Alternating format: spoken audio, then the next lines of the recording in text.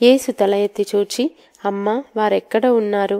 ఎవరునూ నీకు శిక్ష విధింపలేదా అని అడిగినప్పుడు ఆమె, లేదు ప్రభువా అనెను. అందుకు యేసు, నేనును నీకు శిక్ష విధింపను, నీవు వెళ్ళి ఇక పాపము చేయకుమని ఆమెతో చెప్పెను. మరలా యేసు, నేను లోకమునకు వెలుగును, నన్ను వెంబడించువాడు చీకటిలో నడవక జీవపు వెలుగు కలిగి యుండునని వారితో చెప్పెను.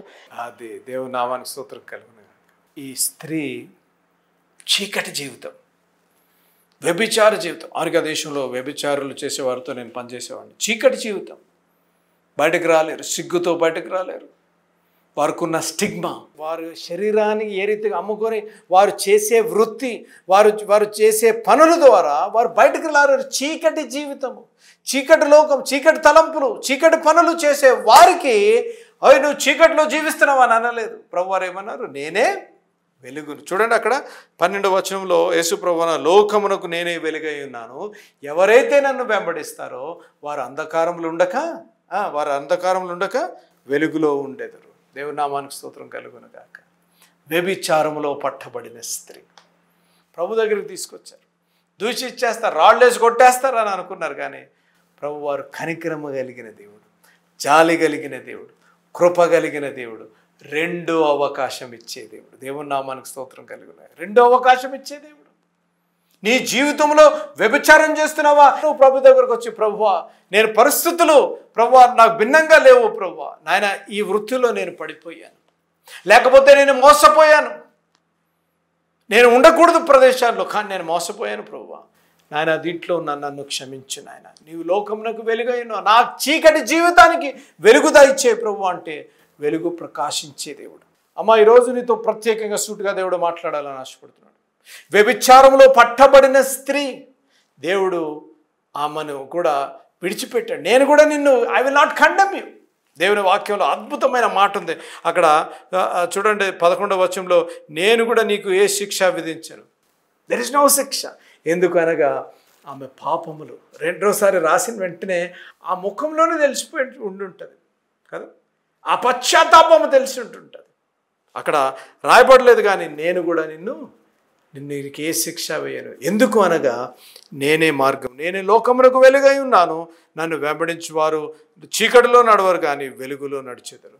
And you will have light of life. అక్కడ రాయబడి 12వ వచనంలో రాయబడిన మాట, మరలా యేసు, నేను లోకమునకు వెలుగును, నన్ను వెంబడించువాడు చీకటిలో నడవక జీవపు వెలుగు కలిగి యుండునని వారితో చెప్పెను.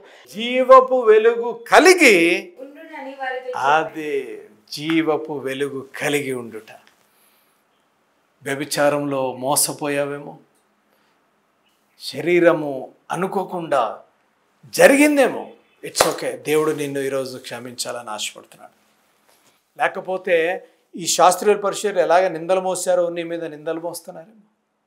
వివాహమే ఇతర గృహానికి వెళ్ళావు, తోబుటులు, తోటికోడళ్ళు, అత్తలు లేకపోతే నీ మీద నిందలు మోస్తున్నారేమో, భర్తగా నింద మోస్తున్నాడేమో, భార్యగా నీ మీద నింద మోస్తుందేమో, బిడ్డలుగా తల్లిదండ్రుల మీద నింద మోస్తున్నారేమో, సమాజంలో లేకపోతే నువ్వు పనిచేస్తున్న స్థానంలో లేకపోతే సంఘంలో నీ మీద నిందలు మోస్తున్నారేమో, నిన్ను తప్పు పట్టాలని ప్రయత్నిస్తున్నారేమో. ఈరోజు శుభకరమైన వార్త, దేవునితో నువ్వు కనెక్ట్ అయి ఉన్నట్లయితే ఏ శిక్ష లేదు.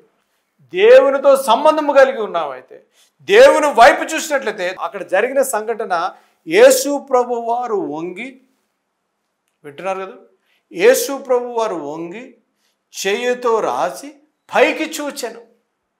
పైకి చూచిన తర్వాత ఎప్పుడైతే యేసు ప్రభు వారు పైకి చూశారో, ఆ వ్యభిచారంలో పట్టబడిన స్త్రీ, సిగ్గుతో తల వంచిన స్త్రీ తల లేపింది. తల లేపి లోకరక్షకుడు, లోకమునకు వెలుగైన ప్రభువుని చూచింది. చూచిన వెంటనే హృదయంలో ఒక వెలుగు. దేవుని నామానికి స్తోత్రం కలుగును గాక. నువ్వు దేవుని వైపు చూడాలి. తల వంచుకొని జీవిస్తున్నావేమో, సిగ్గుతో తల వంచుకొని జీవిస్తున్నావేమో, నువ్వు తల లేపాలి. ఎందుకో తెలుసా? దేవుడు నిన్ను చూడాలని ఆశపడుతున్నాడు. అట్టి కృప పరిశుద్ధాత్మ దేవుడు మనకు అనుగ్రహించునుగా.